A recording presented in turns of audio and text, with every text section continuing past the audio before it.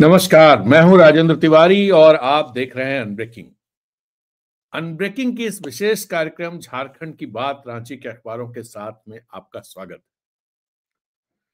तो इस कार्यक्रम में आज फिर हम राजनीति पर ही बात करेंगे। दरअसल चुनाव नतीजे आने के बाद और हेमंत सोरेन के शपथ ग्रहण के बाद थोड़ा सा सुस्ती है राजनीति में, लेकिन दो चीजों की चर्चा जबरदस्त तरीके से चल रही है जो अखबारों में भी दिखाई दे रही है। पहली ये कि भारतीय जनता पार्टी क्यों हारी, और दूसरी कि हेमंत के मंत्रिमंडल में कितने लोग होंगे, किस पार्टी से कौन होगा और खासतौर से कांग्रेसी कौन कौन होंगे। तो ये दो चीजें हैं। और एक और जो दिल्ली में कांग्रेस की सीडब्ल्यूसी की बैठक हुई जिसमें जो खड़गे का बयान, खड़गे ने कहा लेने होंगे कठोर निर्णय, और उन्होंने कुछ संकेत ऐसे दिए हैं जैसे प्रभात खबर ने हेडलाइन लगाई है, लेने होंगे कठोर निर्णय, पुराने ढर्रे पर चुनाव नहीं जीत सकती कांग्रेस। यह कुछ इशारा करता है कि कांग्रेस में कुछ कुछ तो है, कुछ सोचा जा रहा है कि भाई जो ढीले ढाले तरीके चीजें चल रही हैं, जिसका जो मन होता है अपना करता है, वो सब नहीं चलने वाला है। तो खैर, बात करते हैं इसी पर।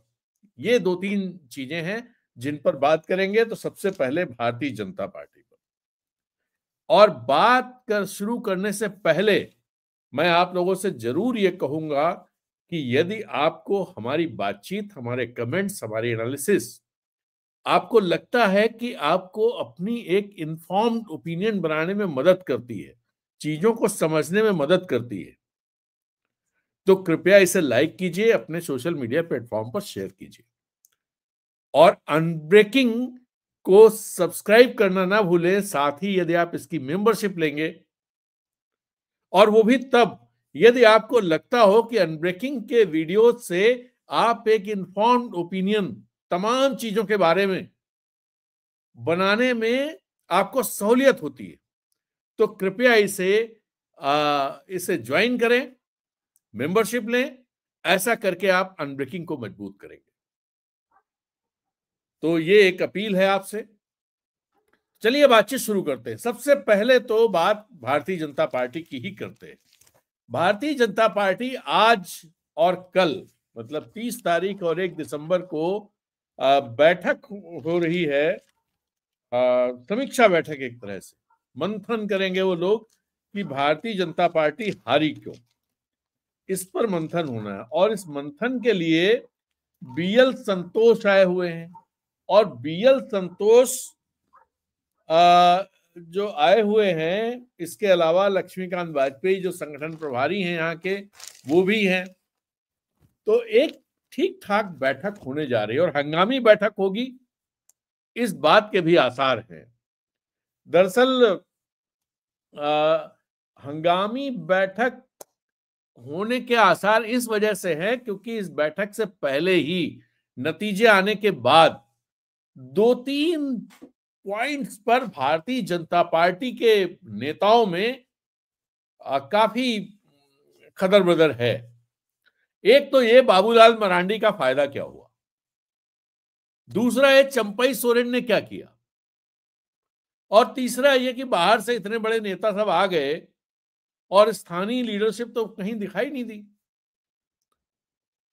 तो ये 3 पॉइंट्स ऐसे हैं जिन पर, और फिर जो नैरेटिव्स खड़े किए गए, जैसे कुछ नेताओं ने ये बात कही कि ये बांग्लादेशी और ये सब, इस तरह के नैरेटिव खड़े कर दिए गए जिनका कोई मतलब नहीं है, जो जमीन पकड़ नहीं पा रहे हैं। तो अब इस पर जो समीक्षा होनी, मंथन होना है। अब देखना यह है कि मोदी और शाह के राज में कितना कोई बोल पाएगा मीटिंग में। लेकिन ये मीटिंग बीएल संतोष कर रहे हैं, इसलिए हो सकता है कुछ चीजें सामने आए। इसमें सभी जो एमएलए जीते हैं और जो हारे हैं, उन सबको बुलाया गया है, और इनको एक शायद कल 2 तारीख को या 3 तारीख को फिर केंद्रीय बैठक एक इस पर होनी है दिल्ली में। यहां से जो चीजें निकल के आएंगी उसको केंद्रीय बैठक में रखा जाएगा, और वहां भारतीय जनता पार्टी चीजों को जरा तय करेगी, नापेगी, तौलेगी कि गड़बड़ कहां हुई और क्या चीजें और करनी है आने वाले दिनों के लिए। हालांकि आने वाले दिनों का कार्यक्रम भारतीय जनता पार्टी का चालू हो चुका है। आप देखिए डीजीपी और आईजी की मीटिंग जो भुवनेश्वर में हो रही है, वहां भी अमित शाह ने यही कहा है कि घुसपैठ रोकने के वो हूं। समझ में नहीं आता है कि ये लोग मतलब जो जो अगर पुलिस का काम घुसपैठ रोकना है या पुलिस का काम पुलिसिंग का है। घुसपैठ रोकने वाली एजेंसीज दूसरी हैं, उनका डिप्लॉयमेंट बॉर्डर पे होता है और वो रोकने का काम बीएसएफ का है। गृह मंत्री को चाहिए कि बीएसएफ के डीजी को बुलाएं और उनको पूरी तरह से साउंड करें कि भाई साहब एक भी आदमी घुसा अगर तो आप जान लीजिए। और इस तरह से काम नहीं चलेगा कि आप बीएसएफ को बिल्कुल वो करते जाइए, बचाते जाइए और कहते रहिए कि साहब वहां तो बीएसएफ रोक ही नहीं सकती, बॉर्डर पे कैसे रोका जा सकता है। जब बॉर्डर पे घुसपैठ नहीं रुक सकती तो अंदर कैसे रुकेगी। मतलब एक बार अंदर आ गए, घुसपैठ हो गई, अब उसके बाद कौन रोकेगा। सब एक जैसे लोग हैं, एक जैसी भाषा बोलते हैं, एक जैसे कपड़े पहनते हैं, एक जैसे खाना खाते हैं। ऐसा तो है नहीं कि कोई कोई अफ्रीका से कोई आया है तो आदमी पहचान लेगा, कोई अमेरिका से आया है तो पहचान लेगा, साउथ ईस्ट एशिया से आया है तो उसके नाक नक्श देख करके जान लेगा कि बाहरी है। हालांकि उसको भी नहीं जान सकते क्योंकि अपने यहां उस तरह के लोग भी हैं। तो ये चीज लगातार चल रही है। अब इसमें क्या चीजें होने वाली हैं ये देखना है। होगा क्या कि एक तो ये खबर जागरण ने लगाई है और इसके अलावा एक खबर लगाई है इसको लेकर के हिंदुस्तान में, शायद एक, मैं एक मिनट देखता हूं। मैं दरअसल आपके साथ ही अखबार पढ़ता हूं यहां पर, उससे पहले सरसरी निगाह से देखा होता है, लेकिन आपके साथ ही इस हर अखबार में देखता हूं। तो इसमें हिंदुस्तान में तो नहीं है, प्रभात खबर में हो सकता है खबर हो, और प्रभात खबर में नहीं होगी तो भास्कर में तो पक्का तौर पर है।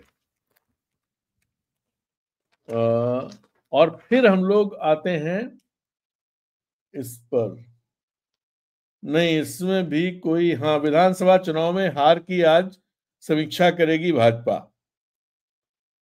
तो बैठक में जिलाध्यक्षों, जिला प्रभारी, विधानसभा प्रभारी, प्रमंडल प्रभारियों को बुलाया गया है और बाकी ये जितने प्रत्याशी लड़े थे, हारे जीते, सबको बुलाया गया। तो एक तरह से जो ये बैठक होने वाली है, ये बैठक रहने वाली बहुत हंगामी है और इसमें तमाम तरह की बातें सामने आ सकती हैं, निकलेंगी। क्यों निकलेंगी? उसकी वजह यह है, एक तो इस बार भारतीय जनता पार्टी में जबरदस्त विद्रोह की स्थिति रही। दूसरी बात यह कि जेएमएम ने डे 1 से, चुनाव घोषित होने के बाद से, जो तोड़-फोड़ की राजनीति होती है कि किसके कौन नेता किसने अपनी पार्टी में मिला लिए, उसमें भारतीय जनता पार्टी को मात दे दी। क्योंकि जब 12-13 नेताओं, जो कद्दावर नेता थे, उनके फोटो हेमंत के साथ छपे, जो भारतीय जनता पार्टी से जेएमएम में आ गए, उसी दिन भारतीय जनता पार्टी के लिए मुश्किलें शुरू हो गई थी चुनाव। और दूसरी तरफ जेएमएम से कोई ऐसे कद्दावर लोग भारतीय जनता पार्टी नहीं ले जा पाई, और जिनको ले गई, कौन से लोग थे? वो मंडल मुर्मू, जिनका कोई मतलब नहीं, कहीं नाम सुना उनका आपने? हाँ, चुनाव से पहले वो सीता सोरेन और चंपई सोरेन को ले गए थे, लेकिन दोनों कोई इंपैक्ट नहीं डाल पाए। चंपई सोरेन अपनी सीट जीत गए, ये बड़ी बात है, हालांकि वो ठीक ठाक मार्जिन से जीते हैं, लेकिन जानकार और जो यहाँ की कुल्हान की राजनीति को समझते हैं, जो सरायकेला को समझते हैं, जो जेएमएम के कार्यकर्ताओं और समर्थकों को समझते हैं, उनका कहना है कि अगर जेएमएम ने गणेश महली के जगह जेएमएम के किसी कार्यकर्ता को वहां टिकट दिया होता तो चंपई सोरेन को के लिए बहुत ही मुश्किल हो जाती और चंपई सोरेन शायद जीत नहीं पाते। तो एक तो ये बात है कि चंपई सोरेन का आने का फायदा क्या।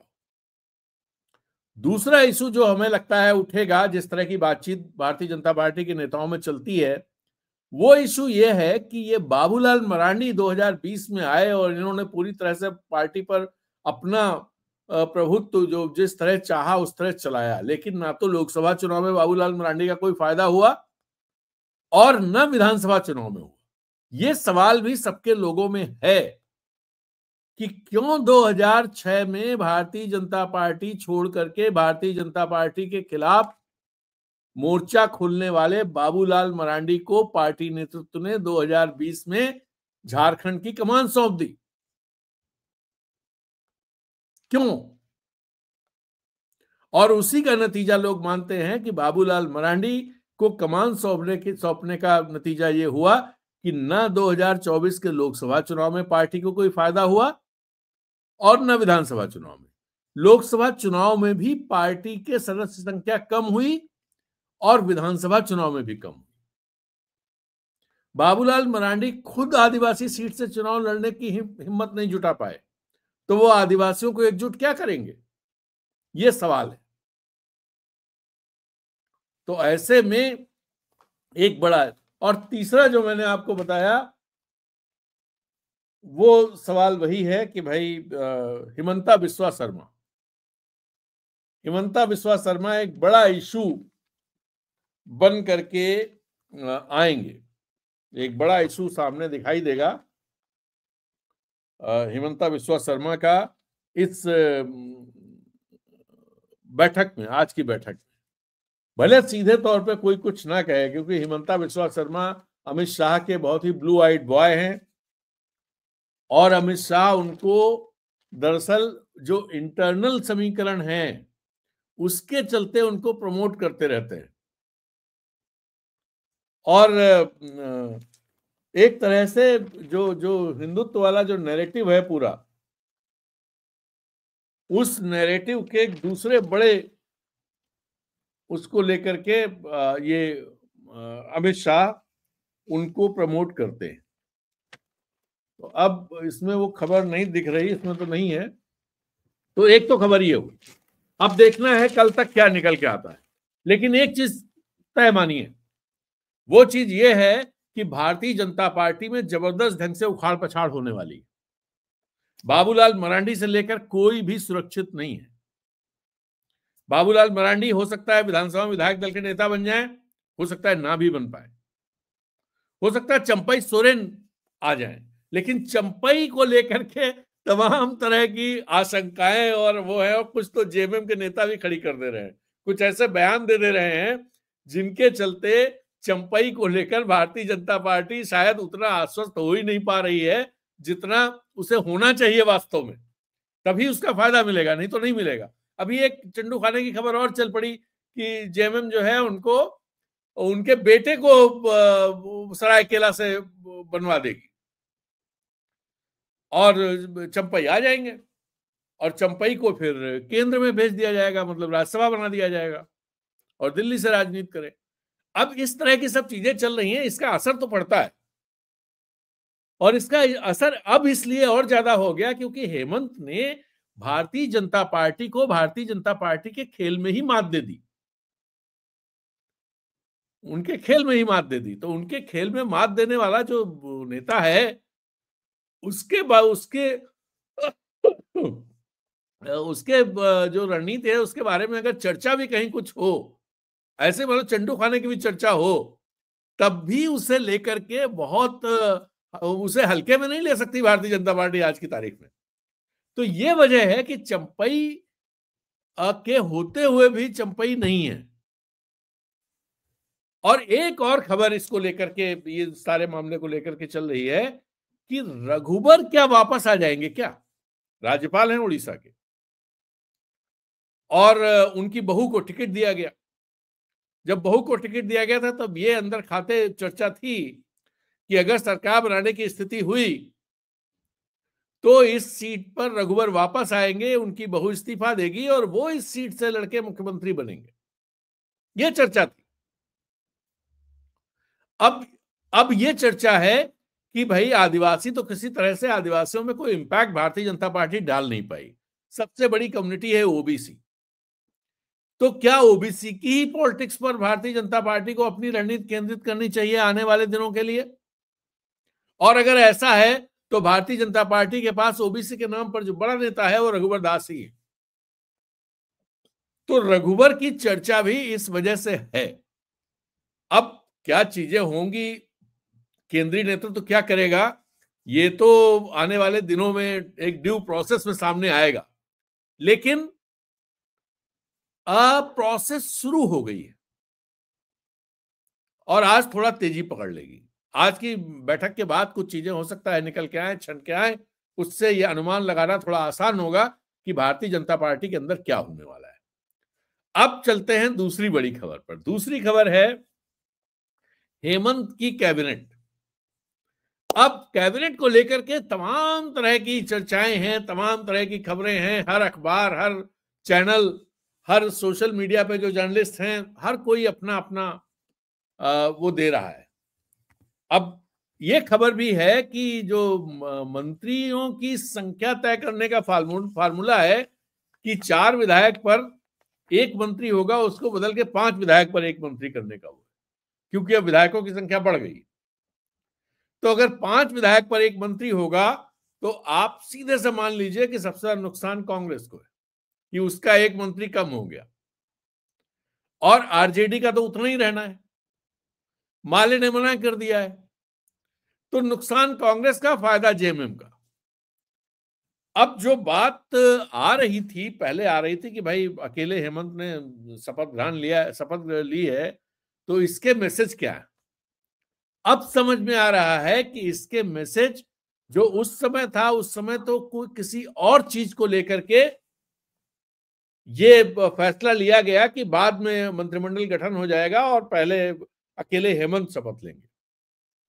लेकिन अब जो चीजें उस पूरी घटना ने जो रूप ले लिया है, वो अब ये है कि एक नया फार्मूला आ गया कि 4 पर 1 की जगह 5 पर 1 हो, और 5 पर 1 में कांग्रेस के 3 रह जाएंगे। अब दिक्कत यह है कांग्रेस की कि कांग्रेस के कांग्रेसियों में बड़ी दिक्कत ये होती है कि वो तुरंत सत्ता के लिए फटाफट लाइन लगानी शुरू कर देते हैं। तो उसमें से 1-2 दिल्ली पहुंच भी गए, फिर पहुंच गए दिल्ली। अब ये मेरी समझ में नहीं आता है कांग्रेस में ऐसा कौन सा दिल्ली में वो है जहां पे जाते ये लोग चाबी लगाते हैं और वो दरवाजा खुल जाएगा, ये तो पता नहीं। लेकिन दिल्ली पहुंच गए हैं लोग, और यहां भी हेमंत के पास भी लॉबिंग शुरू हो गई कांग्रेसियों की। जब से ये खबर आई कि हेमंत की सहमति से नाम तय होंगे, तो जो ज्यादा तेज तर्रार लोग हैं, ज्यादा समझदार लोग हैं पॉलिटिकल, वो हेमंत के आगे पीछे डोलते नजर आ रहे हैं। कल से आज तक जो तस्वीरें आई हैं सामने, उनमें आप देखिए कौन हेमंत के साथ दिखाई दिया है, और उससे आप अनुमान लगा लीजिए कि कौन से लोग दिल्ली गए। दिल्ली गए भूषण बाड़ा और दीपिका सिंह, और यहां कौन चक्कर लगा रहा है? प्रदीप यादव और नेहा तिर्की और कई इस तरह के लोग। तो अब सवाल ये उठता है कि अगर 3 ही एमएलए रहेंगे, 3 ही मंत्री रहेंगे कांग्रेस को, तो क्या कांग्रेस इसको मान लेगी? और दूसरा सवाल यह है कि वो 3 मंत्री फिर कौन होंगे? क्या रामेश्वर उरांव का पत्ता साफ हो जाएगा? क्या बिल्कुल नए चेहरे आने वाले हैं? बिल्कुल नए चेहरे आने वाले हैं? क्या पुराने सारे चेहरे गायब हो जाएंगे? और गायब हो जाएंगे तो उसका असर कांग्रेस पार्टी पर क्या पड़ेगा? क्या कुछ असर पड़ेगा भी, या सिर्फ ये कहने की बात है? एक हिस्सा तो एक बात तो ये है कांग्रेस का मामला। कांग्रेस में भी 2 चीजें हैं कि कांग्रेस पार्टी का हित किसमें है, और कांग्रेस के एमएलए इंडिविजुअल क्या चाहते हैं, और इनके बीच में सामंजस्य बैठाना, ये काम करना एक थोड़ा कठिन है। अगर खुदा न खास्ता भारतीय जनता पार्टी की सीटें थोड़ा और आ जाती, या ये 50 से नीचे रहता और 16 ही रहती कांग्रेस की, तब आप समझ लीजिए कांग्रेस के विधायक जबरदस्त बार्गेनिंग में होते, उनकी बार्गेनिंग पावर जबरदस्त होती। लेकिन किस्मत मारी गई उनकी कि हेमंत के गठबंधन को 2/3 बहुमत मिल गया। अब 16 में से अगर कुछ खिसक भी जाए, सब खिसक जाए, तब भी जेएमएम अपना जुगाड़बाजी कर लेगी और सरकार बनी रहेगी। तो इस तरह से कांग्रेस के विधायकों की बार्गेनिंग पावर 0 हो गई, और कांग्रेस के विधायकों की बार्गेनिंग पावर 0 होने से यह दिक्कत हो गई कि हेमंत जो चाहेंगे वो करेंगे, ये हेमंत भी समझते हैं। और वो उसके बाद और ज्यादा समझ गए जब उन्होंने एक नाम पर अपना वीटो किया और कांग्रेस ने तुरंत उसे स्वीकार कर लिया। तो ये चीजें हैं। अब इसमें जो प्रभात खबर ने खबर छापी है, देखिए, हाँ, मैं जो आपसे कह रहा था, प्रभात खबर में फोटो छपी हुई है प्रदीप यादव की हेमंत सोरेन के साथ। मुख्यमंत्री हेमंत सोरेन से शुक्रवार कांके रोड स्थित रांची मुख्यमंत्री आवासीय कार्यालय में सांसद जोबा मांझी, विधायक प्रदीप यादव, लुइस मरांडी, नमन विक्सल कोंगाड़ी, ये कांग्रेस के हैं कोलेबिरा से, और जगत मांझी ने मुलाकात की। जगत मांझी जोबा मांझी के बेटे हैं। अतिथियों ने श्री सोरेन को झारखंड के मुख्यमंत्री के रूप में शपथ लेने पर हार्दिक बधाई, शुभकामनाएं दी। और इसके अलावा भवनाथपुर के विधायक अनंत प्रताप देव सपरिवार सीएम से मिले और बधाई दी। भवनाथ प्रताप देव चलिए इनकी पार्टी के ही हैं, लेकिन ये जो ऊपर जो नाम आए हैं, 4 नाम, जोबा मांझी भी इनकी पार्टी की हैं, जगत मांझी भी जेएमएम के ही पुराने लोग हैं, लेकिन प्रदीप यादव, लुइस मरांडी, नमन विक्सल कोंगाड़ी, इसमें लुइस मरांडी अभी भारतीय जनता पार्टी से आई हैं, और जो चर्चाएं चल रही हैं उसमें माना जा रहा है कि लुइस मरांडी को मंत्री बनाया जाएगा, और इन 2 लोगों के नाम की भी चर्चा है। और ये 2 लोग जो है, ये कांग्रेस की जो केंद्रीय लीडरशिप है उसके कि वो लोग इनका नाम सामने कर रहे हो या इनका नाम चमक रहा हो, ऐसा नहीं लगता है। तो ऐसे में पूरा समीकरण समझिए कि यहां अब कांग्रेस को चलाएगा कौन। ये संकेत बहुत साफ दिख रहे हैं। कांग्रेस को चलाने का काम क्या आने वाले दिनों में हेमंत सोरेन करने वाले हैं।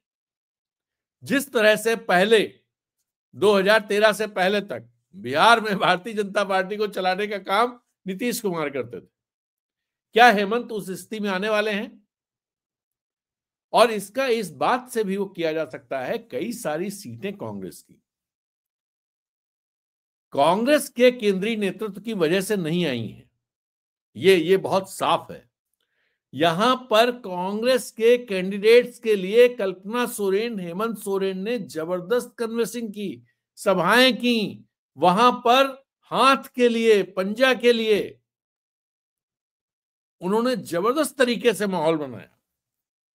तो अब ये माहौल जो हेमंत ने उस समय काम किया है चुनाव प्रचार के दौरान, तो उसके पीछे एक रणनीति रही होगी, और वो रणनीति हेमंत की सफल रही। और इसीलिए मैं कहता रहा हूं, पहले भी मैंने कहा है चुनाव प्रचार के दौरान भी, कि हेमंत एक बहुत ही श्रूड पॉलिटिशियन के तौर पर सामने आए हैं, बहुत बारीक रणनीतिकार के तौर पर सामने आए हैं, और उसका जवाब यहां पर ना भारतीय जनता पार्टी के पास है और ना उनके गठबंधन में किसी के पास है।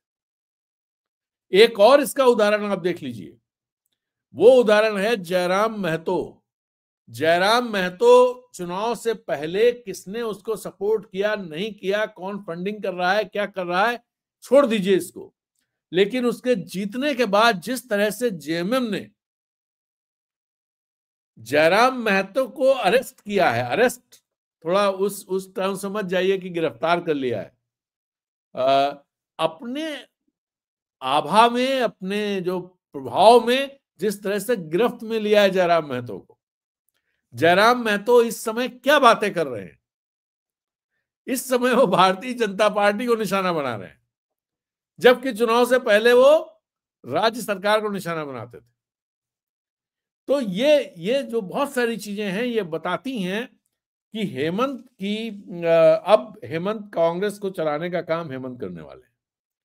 हाँ, अगर जो बात खड़गे ने कही है कल CWC में कि लेने होंगे कठोर निर्णय, पुराने ढर्रे पर चुनाव नहीं जीत सकती कांग्रेस, तो ये कठोर निर्णय कौन से हैं?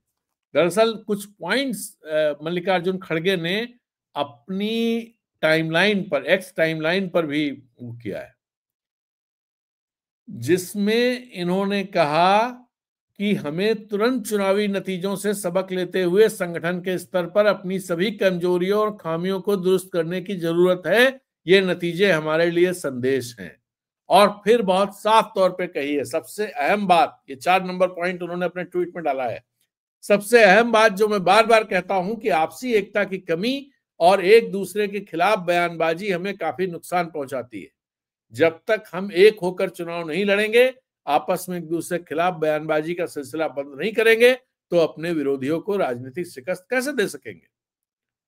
और 5वां पॉइंट है कि इसलिए जरूरी है कि हम स्ट्रिक्टली अनुशासन का पालन करें। हर हालत में यूनाइटेड रहना है।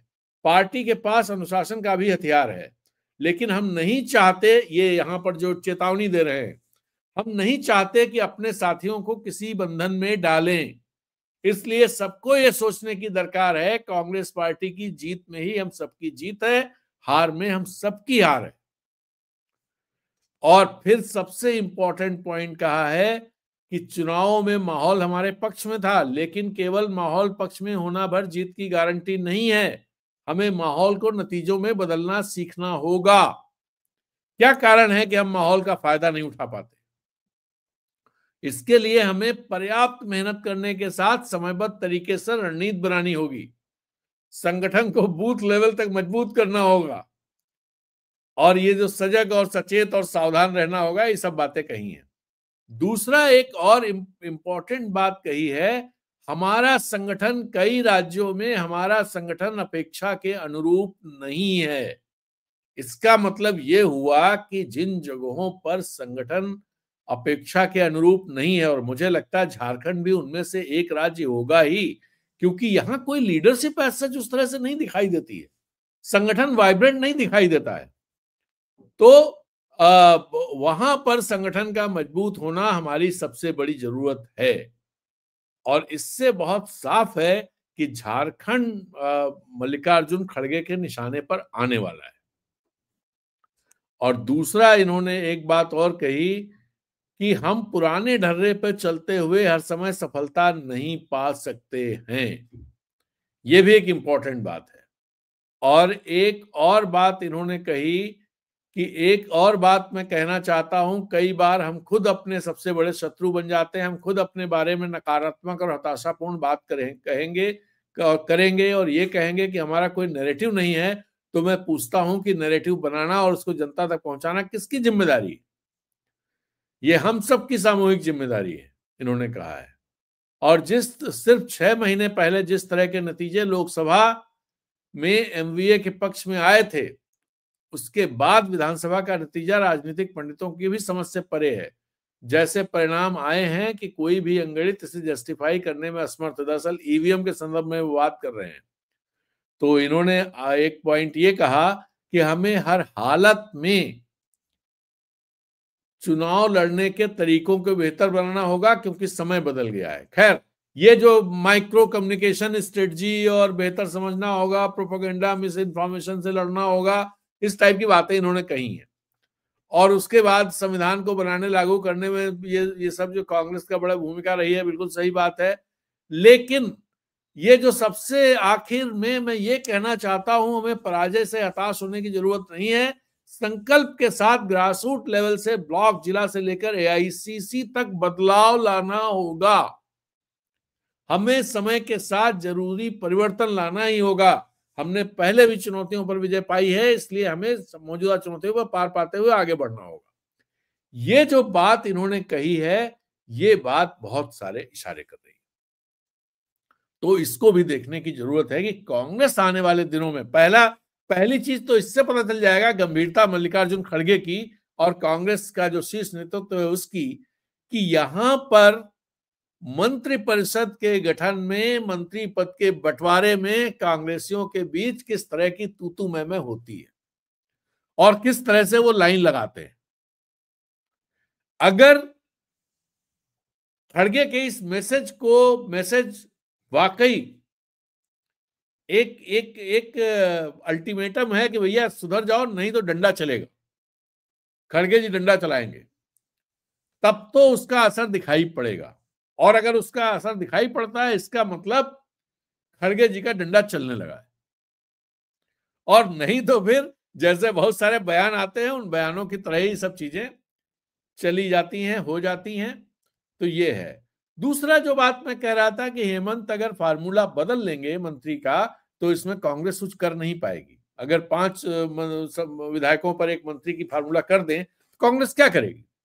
उससे होगा ये कि जो 34 विधायक जेएमएम की जीत के आए हैं, उनको 7 मंत्री मिल जाएंगे। तो 7 मंत्री जेएमएम से और 3 मंत्री कांग्रेस से, एक आरजेडी का कोई इशू नहीं है। तो एक तरह से पूरी तरह पकड़ हेमंत की झारखंड के विभिन्न क्षेत्रों, विभिन्न समुदायों पर बनाने में हेमंत को जबरदस्त मदद मिलेगी। कांग्रेस में एक खतरा तो रहे, कांग्रेस अलग पार्टी है, तो हेमंत की पॉलिटिक्स कांग्रेस के साथ रहकर भी, कांग्रेस को साथ लेकर कांग्रेस अपनी मजबूती करती रहे, लेकिन हेमंत अपनी मजबूती के लिए बहुत सारी चीजें ऐसी कर रहे हैं राजनीतिक रूप से, रणनीतिक रूप से, जिनके असर आने वाले दिनों में दिखाई देंगे, जिनके असर सरकार में भी दिखाई देंगे, जिनका असर प्रशासन पे भी दिखाई देगा और जिनका असर जिलों जिलों में दिखाई देगा। अब सारा मामला यह है कि कांग्रेस क्या इन स्थितियों में, इन परिस्थितियों में अपने लिए कुछ बेहतर चीजें तैयार कर सकती है? कर सकती है, सो फॉर सो गुड, उससे कांग्रेस का भला होगा। लेकिन नहीं कर सकती है तो कांग्रेस कमजोर होती जाएगी। तो चलिए आज की बात यहीं पर समाप्त करते हैं। इसके अलावा कोई ऐसी पॉलिटिकल खबर नहीं है। एक और खबर थी जो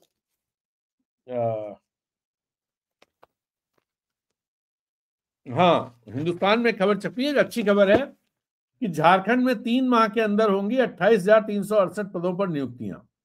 और ये नियुक्तियां दरअसल 50,000 युवाओं को, इन्होंने लिखा है हेमंत सोरेन सरकार शपथ के बाद ही युवाओं को रोजगार देने के मामले में एक्शन में आ गई है। कैबिनेट की पहली बैठक में ही सीएम ने नियुक्त परीक्षाओं का कैलेंडर जारी करने का निर्देश दिया। इसके बाद जेपीएससी, जेएसएससी उन नियुक्त प्रक्रिया को आगे बढ़ाएगी जो पूर्व में लंबित हैं। ऐसी नियुक्तियों को पूरा होने से राज्य के 50,000 युवाओं को रोजगार मिल सकेगा। हालांकि इन परीक्षाओं में सबसे प्रमुख सहायक आचार्यों के लिए 26,001 पद, जेएसएससी सीजीएल के 2,025 पद, सिविल सेवा परीक्षा 342 पद, झारखंड पुलिस में आरक्षी के 4,919 पद पर बहाली महत्वपूर्ण है। और ये एक इंपॉर्टेंट खबर है जो यहाँ के युवाओं के लिए महत्वपूर्ण है। अगर ये बहाली शुरू हो जाती है जैसा कि खबर है तो फिर हाँ, एक और बड़ी मजेदार खबर है जिसका भी अपने को जिक्र करना ही चाहिए। खबर नहीं है, ये विज्ञापन छपा हुआ है पांकी के MLA doctor Kushwaha Shashibhushan Mehta, Bharatiya Janata party के एमएलए हुए हैं। इनका विज्ञापन पहले भी अभी छपा, आज जो इसमें मैसेज है वो मैसेज समझने लायक है। झारखंड में कुर्मी एवं कुशवाहा को महतो के रूप में जाना जाता है। कुशवाहा महतो, ब्रैकेट में लिखा है कुशवाहा, दांगी, मौर्य और सैनी सदैव भाजपा के साथ थे और हैं और रहेंगे। इसका प्रतिफल प्रत्येक लोकसभा विधानसभा चुनाव में देखने को मिला है। कुशवाहा महतो को मौर्य वंशी क्षत्रिय होने का गौरव प्राप्त है। यह सीएनटी से मुक्त समुदाय है। दूसरी ओर कुर्मी महतो सीएनटी के अंतर्गत आता है और कुर्मी महतो आदिवासी की सूची में जुड़ने के लिए संघर्षरत है। कुशवाहा समाज शुरू से भाजपा का बड़ा जनाधार था और भविष्य में भी रहेगा। कुशवाहा महतो को आदिवासियों का हक लेना कबूल नहीं है। झारखंड में कुशवाहा महतो की आबादी 13.2% है। जो 15 विधानसभा क्षेत्र में बहुलता के साथ एवं कई विधानसभा क्षेत्रों में निर्णायक भूमिका में है। भाजपा नेतृत्व को साधुवाद, जिन्होंने कुशवाहा महतो की आबादी एवं जनभावना को ध्यान में रखते हुए झारखंड से 2 विधानसभा सीट पांकी एवं गांडेय में कुशवाहा समुदाय को सत्ता में बड़ी भागीदारी देने का कार्य किया है। अब ये जो पूरा इन्होंने डाला है, इसमें कहीं ना कहीं शशि भूषण मेहता अपना पार्टी के अंदर एक दावेदारी प्रस्तुत कर रहे हैं कि ऐसे में जब पार्टी का कोई नेता कुछ काम नहीं कर पा रहा, तो ओबीसी पॉलिटिक्स की तरफ इशारा करते हुए एक दावेदारी प्रस्तुत कर रहे हैं शशि भूषण मेहता। देखना है उनकी इस दावेदारी को भारतीय जनता पार्टी की जो रणनीति अब होने वाली है, उसमें ये दावेदारी कितना फिट बैठती है। अगर फिट बैठेगी तो शशि भूषण मेहता भी एक बड़े चेहरे के तौर पर भारतीय जनता पार्टी में चमक सकते हैं। ये विज्ञापन इसी कोशिश का जो है वो संकेत है, और ये कोशिश कामयाब भी हो सकती है। तो चलिए, आज की बात इतनी ही, फिर मिलते हैं। और हाँ, यदि आपको हमारी बातचीत, हमारा विश्लेषण, हमारी टिप्पणी, हमारे कन्वर्सेशंस अच्छे लगते हैं तो कृपया अपने सोशल मीडिया प्लेटफॉर्म पर शेयर कीजिए और हमारे चैनल अनब्रेकिंग को सब्सक्राइब करें। साथ ही साथ इसकी मेंबरशिप लें, इसे ज्वाइन करें। ऐसा करके आप अनब्रेकिंग को मजबूत करेंगे। तो चलिए, फिर मिलते हैं एक नए वीडियो में। आपका दिन शुभ हो। Have a nice day. Thank you. नमस्कार। जय हिंद।